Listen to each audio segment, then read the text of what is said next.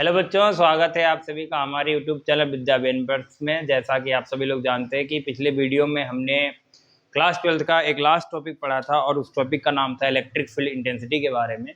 और हमने जो लास्ट फार्मूला आपको कराया था वो फार्मूला था E equal to 9 multiply 10⁻9 Q upon R square. ये यहाँ तक हमने आपको ये फार्मूला प्रूफ करा दिया था, ठीक है। और आज हम इसके आगे पढ़ेंगे इलेक्ट्रिक डाइपोल। अगली हेडिंग हमारी क्या है? Electric dipole. देखिए, जो इलेक्ट्रिक डाइपोल होता है वो दो चार्ज का सिस्टम होता है, ठीक है। System of two charges. तो पहले लिख लेंगे system of to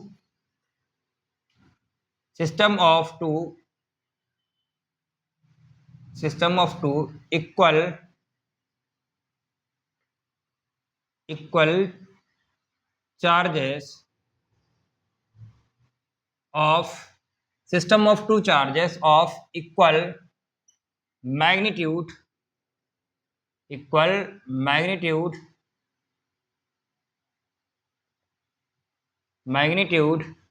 and opposite in sign separated by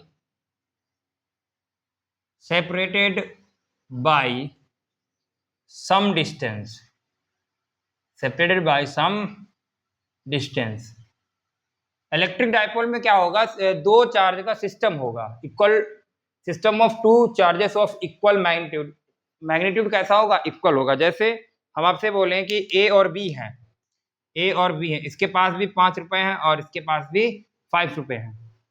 अब दोनों के पास हैं तो इक्वल, तो इसको हम कहेंगे इक्वल मैग्नीट्यूड। और अपोजिट साइन का मतलब होता है एक के पास माइनस होगा तो दूसरे के पास क्या होगा? प्लस होगा। एक के पास माइनस होगा तो दूसरे के पास क्या होगा? प्लस होगा। इसका ये मतलब है। तो दो चार्ज होंगे, जैसे ये दो चार्ज होंगे। यहां पर एक चार्ज हमने ले लिया -Q और दूसरा चार्ज के लिए क्या ले लिया? +Q, ठीक है। और यहां से यहां तक की डिस्टेंस कितनी होगी? डिस्टेंस होगी 2a। क्या होगी? डिस्टेंस होगी 2a। ये क्या कहलाएगा? हमारा इलेक्ट्रिक डाइपोल कहलाएगा। ये सिस्टम क्या कहलाएगा? Electric dipole. अच्छा, आप सभी लोग समझ रहे होंगे कि ये 2a क्यों लिया, तो अभी हम आगे आपको बताएंगे कि डिस्टेंस को हमने 2a ही क्यों लिया, ठीक है। डिस्टेंस को हमने 2a ही क्यों लिया। अब इसके आगे जो आता है वो आता है इलेक्ट्रिक डाइपोल मूवमेंट। क्या आता है? Electric dipole movement. और इसको डिनोट करते हैं P से। इसको डिनोट क्या करते हैं? P से। इसकी डिफिनीशन क्या होती है कि the product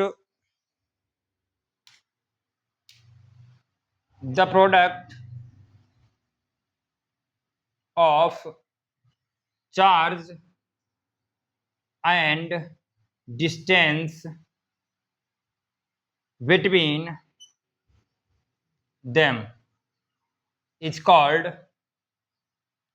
electric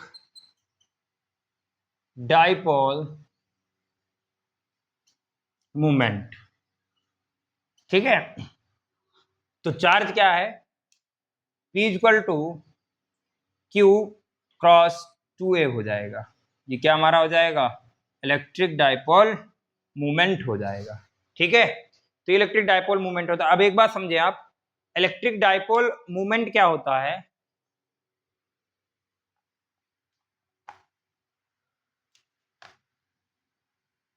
electric dipole movement is vector quantity. कैसी क्वांटिटी है? वेक्टर क्वांटिटी होती है, ठीक है। क्या होती है?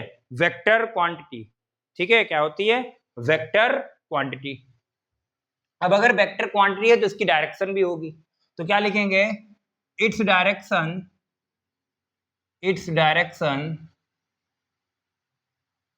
Is from -Q charge to +Q charge. इसकी जो डायरेक्शन होती है वो क्या होती है? -Q चार्ज से +Q चार्ज की तरफ होती है, ठीक है। तो ये क्या होता है? इलेक्ट्रिक डाइपोल मूवमेंट होता है। अब यहां से आप बोल सकते हैं कि unit of P, P means electric dipole movement, तो unit of electric dipole movement. अभी देखिए फॉर्मूले में क्या आता है, Q, Q की यूनिट क्या होती है, चार्ज। Q क्या होता है, चार्ज होता है, और चार्ज की यूनिट क्या होती है, कूलाम। और 2a क्या है, डिस्टेंस, तो कूलाम मीटर क्या हो जाएगा, कूलाम मीटर हो जाएगा। क्या हो जाएगा, कूलाम मीटर हो जाएगा। डायमेंशन इसकी क्या होती है, डायमेंशन ऑफ P, जो इसकी डायमेंशन होगी वो क्या हो जाएगी, कूलाम की क्या होती है, Q इक्वल टू IT होता है, तो एम्पियर A होता है, टाइम T होता है, मीटर क्या है L, तो इसको हम बोल सकते हैं LTA बोल सकते हैं या ATL बोल सकते हैं। क्या बोल सकते हैं, LTA बोल सकते हैं। क्या बोल सकते हैं, LTA बोल सकते हैं। ठीक है, ये डायमेंशन होती है। अब देखिए जैसा अभी हमने आपको बताया कि जो डिस्टेंस हमने ली है वो क्या ली है, 2a ली है। तो देखिए जो डाइपोल में होता है वो डिस्टेंस होती है हमेशा इसके मिड पॉइंट से मेजर करते हैं। क्या करते हैं, मिड पॉइंट से मेजर करते हैं।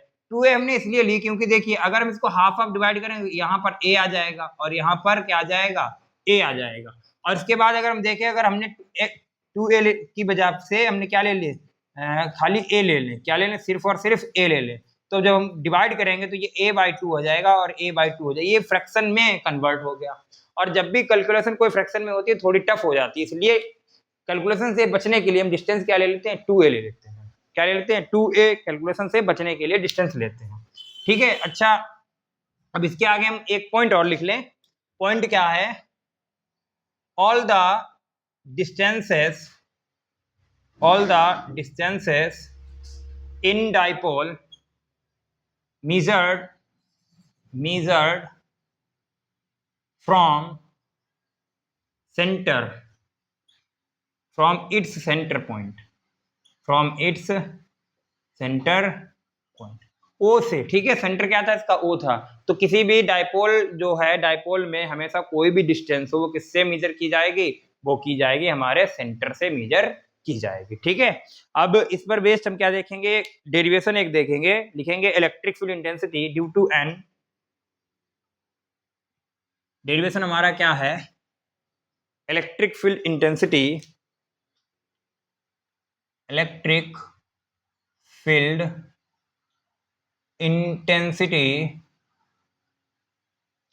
Due to an electric dipole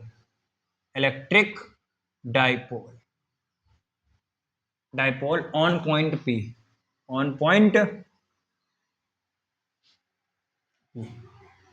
ये देखिए ये क्या है, हमारी मेन हेडिंग है। ठीक है, अब इसमें दो टाइप से इनसे डेरिवेशन कराता है। पहला क्या हो जाएगा, ऑन एक्सियल पॉइंट। ठीक है, एक्सियल।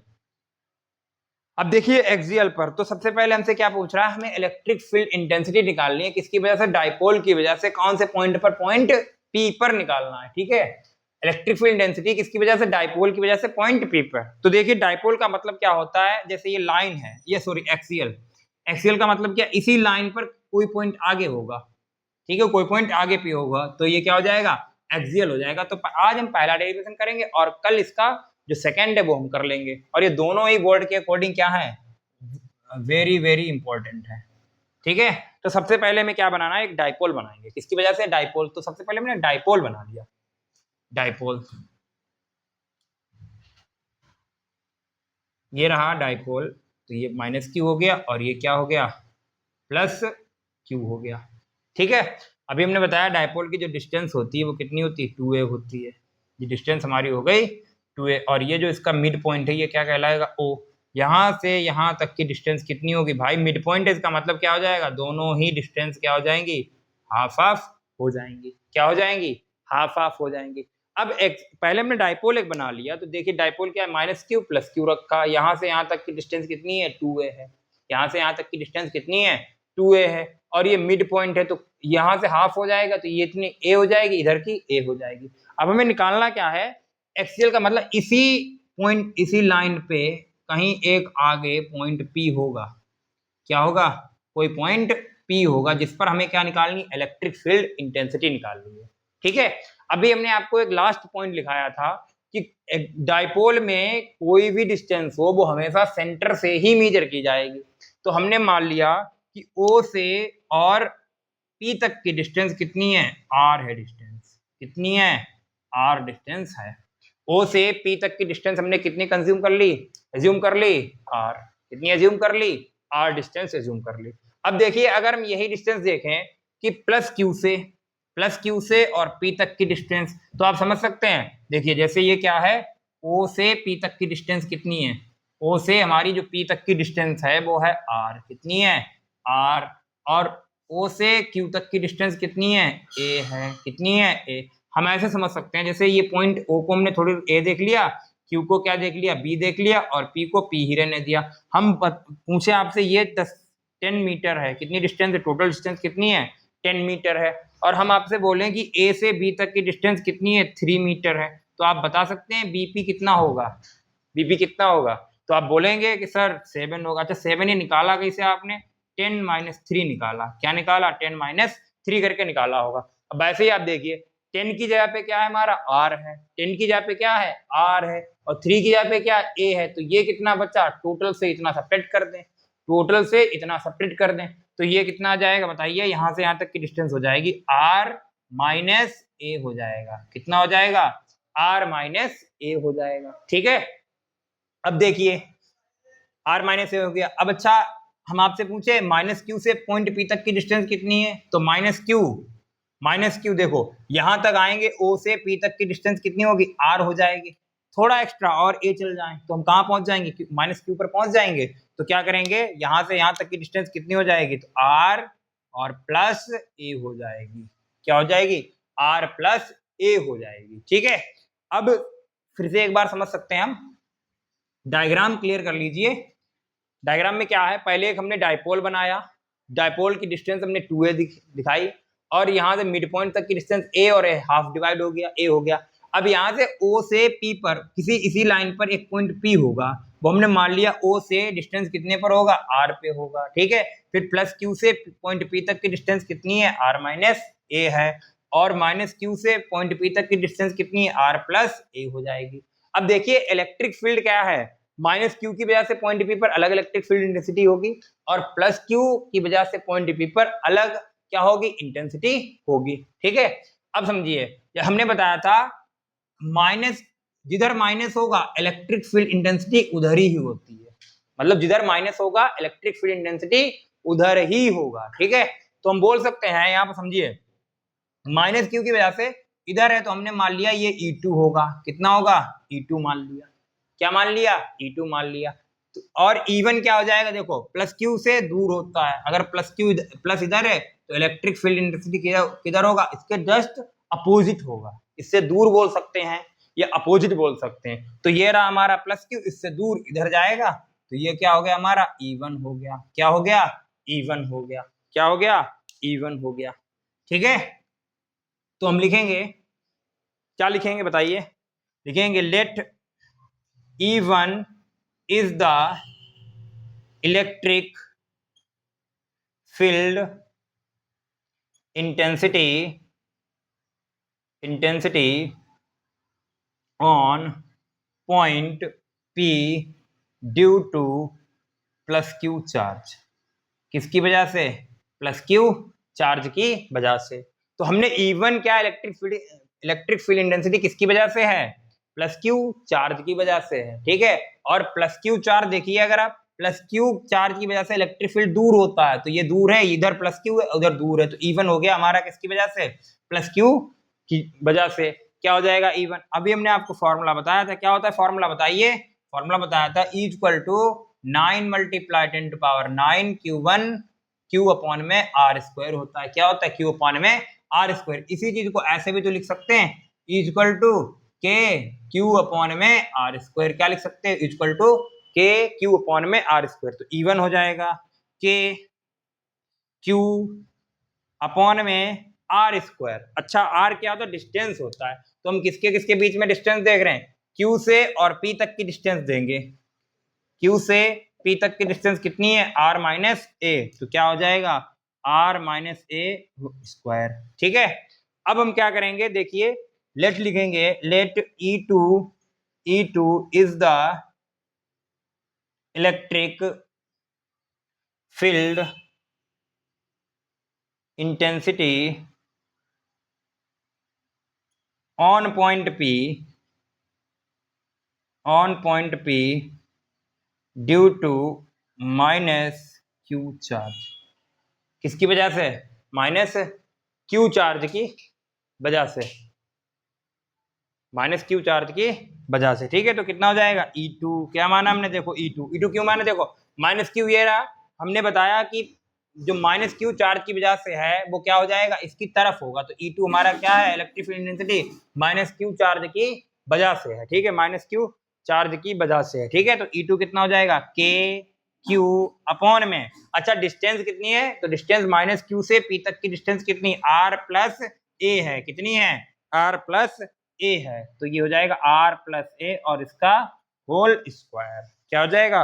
Whole square. तो इतना आप नोट कर लीजिए, इसके बाद हम इसको रफ करेंगे। ठीक है,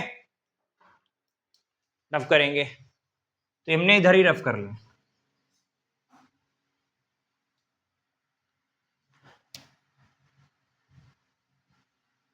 अब देखिए, अगर हम अब इस पर बात करें, नेट दोनों ने मिलाकर कितना इलेक्ट्रिक फील्ड इंटेंसिटी प्रोड्यूस किया, तो क्या लिखेंगे?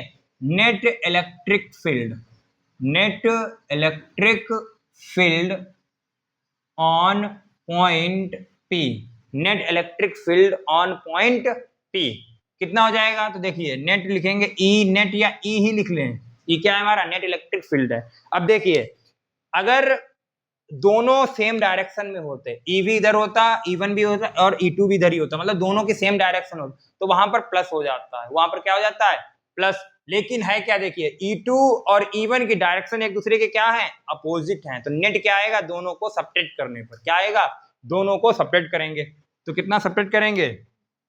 E1 minus E2, E1 minus E2 हो जाएगा। अब देखिए, जैसे स्टार्टिंग अगर हम करेंगे, कभी कभी बच्चे यहाँ पर E1 की वैल्यू R प्लस ए ले लेते हैं, तो हमें एक बात ध्यान रखनी पड़ती है कि E1 माइनस E2 हमेशा बड़े वाले से छोटा नंबर घटाना पड़ता है। या तो दोनों का क्या ले लो? मैग्नीट्यूड ले लो। क्या ले लो? मॉड ले लो, मैग्नीट्यूड ले लो, तब प्लस आ जाएगा। तो ध्यान रखना, हमेशा कम वाले से और ज्यादा वालों को, सॉरी ज्यादा वाले से कम वाले को सब्ट्रैक्ट किया जाता है। ठीक है, अब देखिए हम वैल्यू किसकी रख देंगे? E1 की वैल्यू। तो E1 की वैल्यू कितनी है?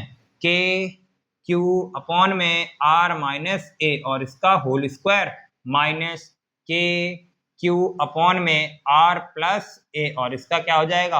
Whole square. अब हमें कुछ नहीं करना, बस सिंपल हमारी क्या है?